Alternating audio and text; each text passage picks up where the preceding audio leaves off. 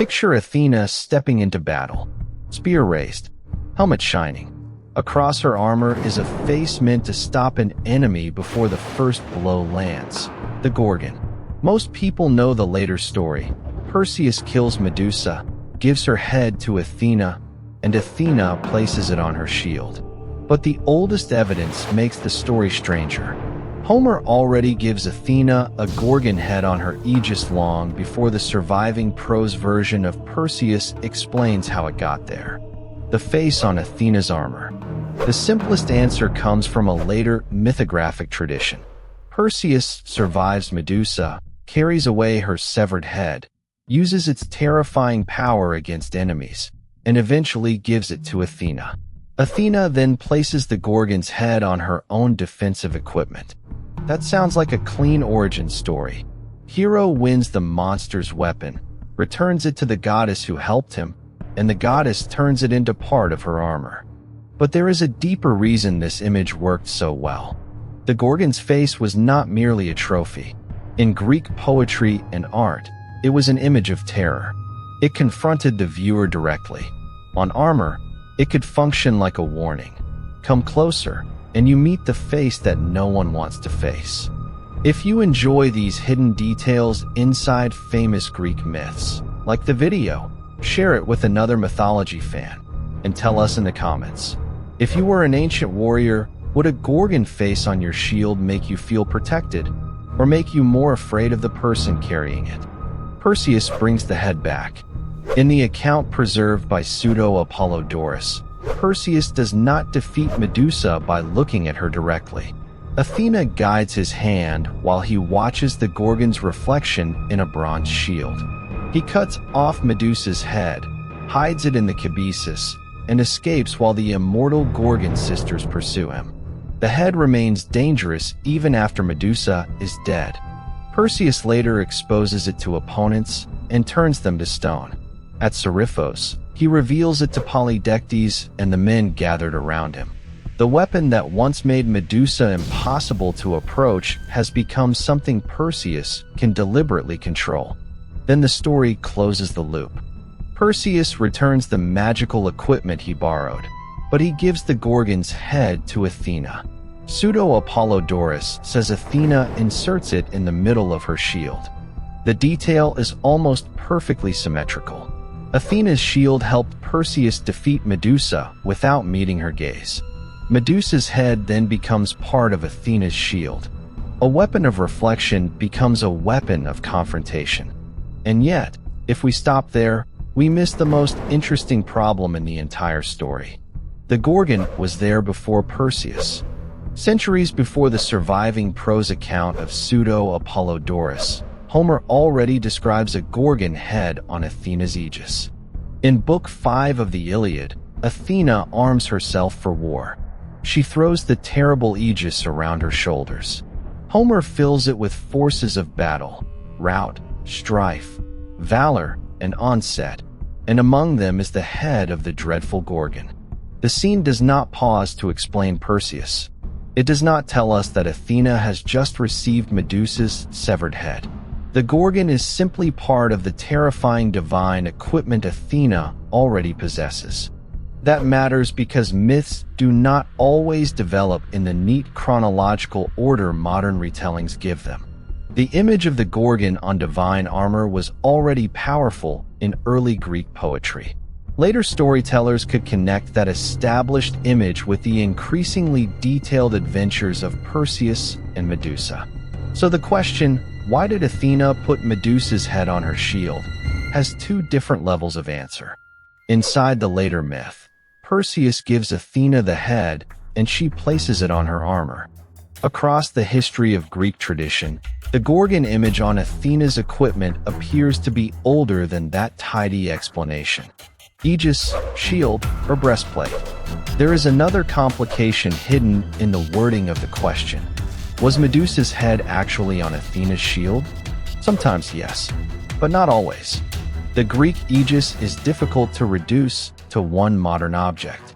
In poetry and art, it can appear as a protective garment, a mantle, a breastpiece, or a shield-like piece of divine armor.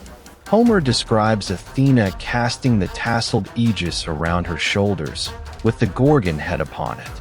Later artists often show the Gorgoneion, the frontal Gorgon face, at the center of Athena's chest on the Aegis itself. Other images also place Gorgon faces on shields. Even the famous Athena Parthenos created for the Parthenon was remembered with Gorgon imagery associated with both Aegis and shield. So Athena's shield is understandable shorthand, especially because Pseudo-Apollodorus explicitly says shield. But if we want the broader Greek picture, the safer phrase is Athena's armor or Athena's Aegis. The distinction matters because the symbol was not attached to only one object. The Gorgon face could travel wherever protection and intimidation were needed. Why the Gorgon face worked as a weapon? Imagine facing a shield that seems to stare back at you. Greek Gorgon images are unusually confrontational. In many periods, the face looks directly outward instead of turning into profile like so many figures in Greek art. Huge eyes, exposed teeth, wild hair, a protruding tongue, and later serpents make the image difficult to ignore. The viewer becomes the person being looked at. That is especially appropriate for Medusa because her myth turns sight itself into danger. A warrior carrying a Gorgon image did not literally need to believe that the painted face would turn an enemy to stone. The image could still perform a psychological and symbolic function. It announced danger before the spear reached you. Modern scholars often describe this kind of image as apotropaic, something meant to avert, repel, or ward off danger. The logic is almost paradoxical. You protect yourself with something frightening. You place the face of a monster on a doorway, so hostile forces hesitate at the threshold. You place it on armor, so danger meets danger. You wear it as an amulet, so the frightening image becomes a guardian instead of a threat. That helps explain why Athena is such a natural owner for the Gorgoneion. She is a goddess of war, defense, strategy, and controlled force. The Gorgon's terror does not disappear when it reaches her. It becomes discipline. From monster to protective symbol. The Gorgon face escaped the story of Perseus and appeared almost everywhere in the ancient visual world. Greek artists put Gorgoneia on shields, helmets, armor, pottery, metal vessels, jewelry, architecture, and funerary monuments. The face could guard a warrior, a building, an object, or even a grave. This is important because it shows that Medusa's head became more than a narrative souvenir from one heroic adventure. It became a symbol with a life of its own. Early Gorgon faces could be grotesque and almost aggressively inhuman. Over time, artists increasingly gave Medusa a more beautiful human face, especially in classical and later art. But even when the face became beautiful, it remained recognizable as Medusa through details like snakes, wings, strange hair, or the frontal stare. The form changed. The symbolic charge remained. A monster could become ornament without becoming harmless. That is why the Gorgon works so well on Athena. The goddess does not erase what made Medusa frightening. The image still carries the memory of a gaze no mortal wanted to meet. But now that danger faces outward, Athena turns terror into protection. Did an ancient poet ever stop and say, Athena uses Medusa's head because she converts chaotic terror into rational defensive power? No. That is an interpretation, not a direct quotation from Homer or Pseudo-Apollodorus. The ancient sources give us the pieces. Homer shows the Gorgon embedded in Athena's terrifying Aegis. Pseudo-Apollodorus gives us the narrative transfer from Perseus to Athena. Greek artists repeatedly placed the Gorgoneion on divine and human armor. Archaeological objects show the same face used in protective contexts far beyond the battlefield. From those pieces, a pattern becomes visible. The Gorgon is dangerous when encountered as an enemy. The Gorgon is protective when its terrifying power is turned outward on your behalf. Athena embodies that reversal perfectly. She helped Perseus survive the gaze by controlling how he saw Medusa. She then receives the head after Perseus has learned to control when others see it.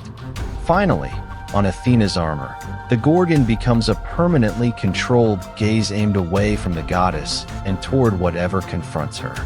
That is not the only possible meaning ancient Greeks could have seen in the image. Symbols rarely have only one meaning across centuries, but it explains why a monster's severed face could become one of the most enduring signs of divine protection in Greek art. Why Medusa stayed with Athena? So why was Medusa's head placed on Athena's shield?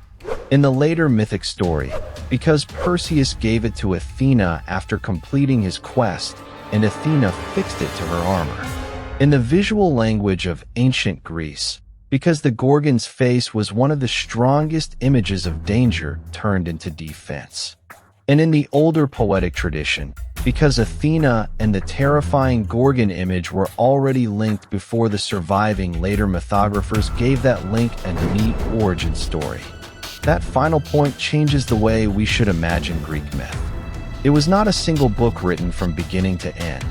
Images, poems, local traditions, cult practices, and later retellings grew beside one another. Sometimes a later story explains an image that was already ancient. Sometimes art preserves an idea that poetry only hints at. Sometimes different versions simply remain different. Medusa's head on Athena's armor sits at the intersection of all of them. Monster story, heroic trophy, divine weapon, protective emblem, and terrifying work of art. Perseus may have carried the head away from the Gorgons, but Greek culture kept placing that face where danger was expected to appear. On Athena, the gaze no one could survive became the gaze standing guard. If this changed the way you see Athena's armor, like the video, share it with someone who loves Greek mythology, and tell us what symbol we should investigate next. And if there is a mythic object, weapon, or image you have always wondered about, leave it in the comments. We may turn your question into a future episode.